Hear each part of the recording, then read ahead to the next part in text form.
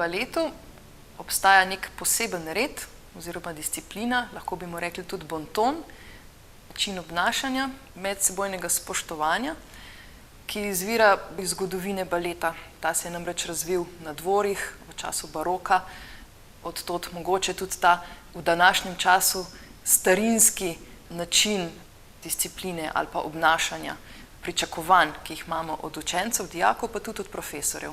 Malo tega bontona pa izvira verjetno iz hierarhičnosti baletne umetnosti, ker v baletnem ansamblu obstajajo plesalci, ki so zboristi, potem so solisti, potem so prvaki ansambla, potem so koreografi, tisti, ki izbirajo in določajo vloge.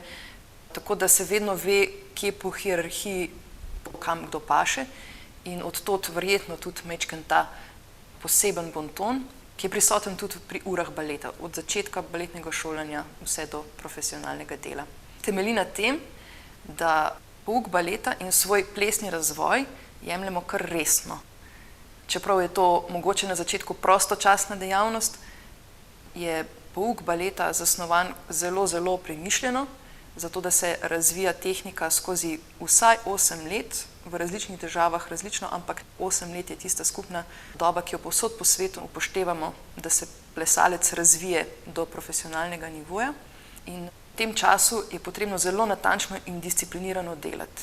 Od tod ta navada, da k pouku prihajamo točno, ker je ura običajno dolga 90 minut, v kateri moramo združiti veliko novega znanja, veliko vaj, ki jih ponavljamo vsak dan, zato da se telo nauči določenih gibov in korakov.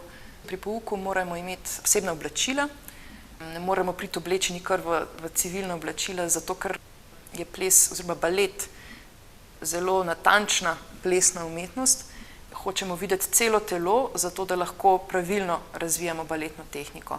Se pravi, čutimo gibanje zelo, zelo do potankosti in ga mora tako otrok, ki se uči plesati, čutiti sam, za kar mu pomaga to, da ima oprijeta oblačila.